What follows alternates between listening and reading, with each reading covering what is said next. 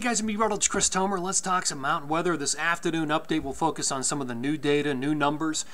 Here are my bullet points. So, we've got a storm system rolling through southern Colorado, northern New Mexico, and Albuquerque low right now. So tomorrow will be a big powder day. We've seen some big totals in southern Colorado, 20, 25 inches. Northern New Mexico looking good as well.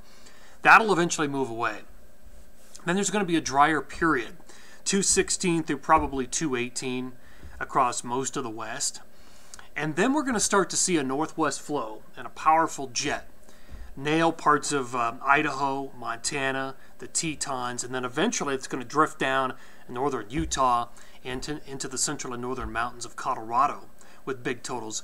And on the heels of that northwest flow, it sort of just opens the door. It's a catalyst. Two storms will wrangle up some of that moisture and cold air and run down through the Intermountain West, run down through California, and potentially become additional Albuquerque lows. So we've got a pretty active pattern all the way through 224, and I love seeing it. So we could be talking some pretty big totals down the road. Let me show you what the current setup is on visible satellite. So let me mark the features. There's our Albuquerque low, number 1, exiting. Big low right here. And another big low behind that. Mark the flow. So everything's coming up like this and then down, coddling that low. So there is going to be a drier period. That's what all of this represents right here. This will slide in behind this low. This low will eventually come down. But what it's going to help do is reorient the jet and create a northwest type of flow pattern. So that's all going to be happening down the road. As you can see on the zoom, all of this white that you see, look at that snow in the Sierra, that's all snow cover across the west. And look at how big this area of low pressure is coming in. Again, that's what's going to force that orientation of the jet to really nail these areas with a northwest flow. I wrote about it this morning on my blog, christomer.com. Active pattern through 224 for the west. Like Wolf Creek this morning was reporting 22 inches, so they're probably up around 30 by now. Aspen Highlands did well. Jackson Hole did well. I also have a chart, a bar graph here of the latest totals season to date. Obviously, we're adding to this right now in a lot of places, but these are what the numbers were this morning. Alta, the first major resort to crack 500 inches.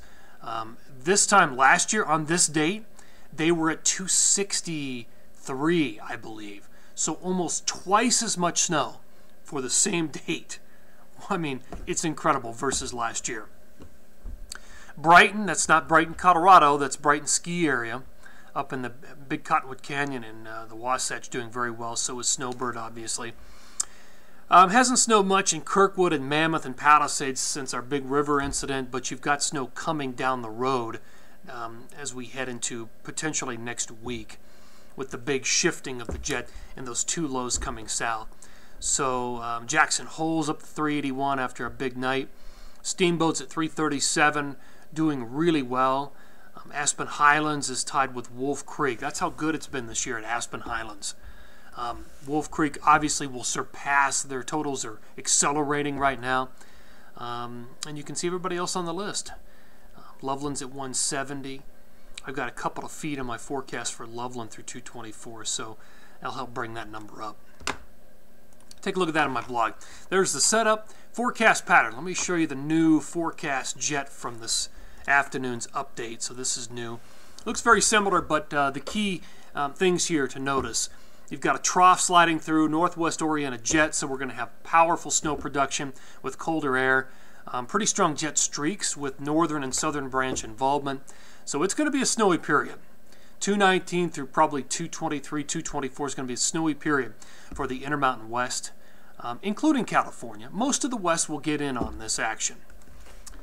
All right, go back to the blog here. Let me just show you. I actually detailed and did a pullout for key snow dates on Loveland, so you can see what I'm thinking. A pretty steady diet of 2 to 6 inches all the way through 219 through 224. Here's Alta.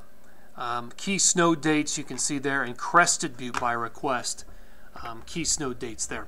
Now these are my forecast totals from this morning. I actually updated this map a few minutes ago to reflect what's left to fall today through 2/17, and not much left.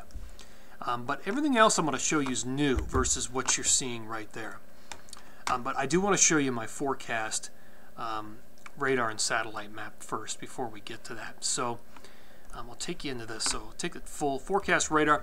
So by tomorrow morning, Albuquerque lows exiting, drier period settling in through probably 2/18. And then watch the northwest low begin to set up late 2/18, 2/19.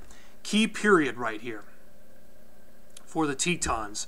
Montana, northern Idaho, the Wasatch, 2/19 through about 2/23. We're going to crank out some big-time snow, like feet of snow in some of these places with this northwest flow. And then we'd start to see these lows drop down, corral this moisture, and help to kind of spread it down through Colorado and northern New Mexico. All right, let's go back to the numbers. I'll show you my updated numbers. So again, today, the rest of today through the 17th, not a lot of snow yet to fall. Here's a big period. So this is 2/18 through 2/24. Feet of snow. Look at the Tetons. And I've got a specialty map, a couple of them coming up, but potentially 2 to 3 feet. Look at Montana, 1 to 2 feet. Northern Idaho could see big numbers through Brundage. I've got 2 to 3 feet for the Wasatch, a couple of feet down in Bryan Head. In Colorado, 1 to 2 feet plus, maybe 3 feet over Wolf Creek and close to Silverton. And California gets snow, looking like a couple of feet potentially in California, the Pacific Northwest. Looks like a couple of feet there, maybe more, through Timberline and Bachelor. All right, let me take you in closer. Specialty map for the Tetons, the rest of today through the 24th. But I'll tell you, this 2 to 3 feet comes 2/19 through about 2/23. That's the timing. Those are the key dates for the Tetons, 2/19 to 2/23. The northwest flow, the cold air smacks this area pretty good. And of course, you got a couple of lows that'll cycle through. Colorado, rest of today through 2/24. Generally 2 feet, 1 to 2 feet along I-70 and Northmore over Buff Pass. So again, take a look at my blog if you want to time out some of that snow for Loveland. But I love seeing these types of big totals on the way. 2/15 through 2/24. And in the Northeast, 2/15 to 2/24. Brought my numbers down just a little bit, but they're still looking pretty good for northern Vermont, northern New Hampshire, and Maine. Again, that storm system that affects that area happens pretty late in the period, 2/22 to 2/23 for some of those bigger numbers. All right, guys, that'll do it for this update. Went a little bit long, but had some pretty cool stuff to talk about. Always appreciate you tuning in here, and take care.